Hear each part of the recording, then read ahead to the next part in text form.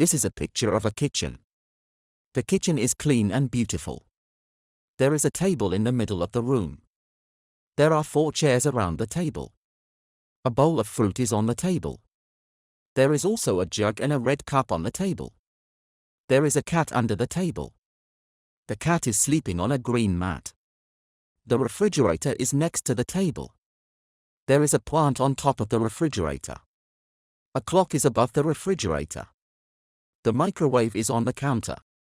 And the toaster is next to the microwave. There is a red pot on the stove.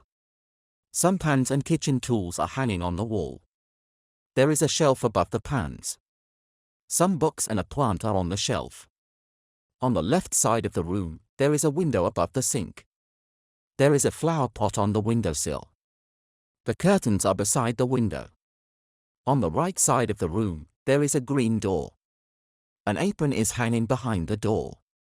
There is a dustbin next to the door. Overall, this kitchen looks very tidy and comfortable.